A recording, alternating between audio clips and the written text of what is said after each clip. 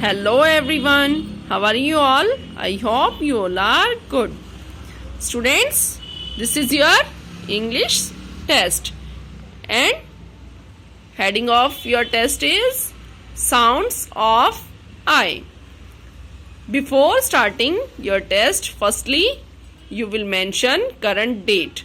Students, on the right hand side you will mention current day and on the left hand side you will mention current date.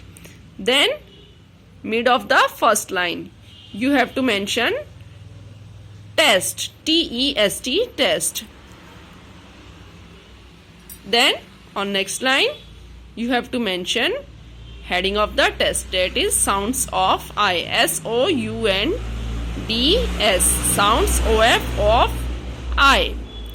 Then on next line you have to mention IT, it sound words, IN, in sound words, and IP, ip sound words. Students, you have to write only 5 for each sound words. Okay, आपको कितने कितने लिखने हैं? 5 लिखने हैं. And then send its clear pic to me on my WhatsApp number. Stay home, stay safe. All the best for your test.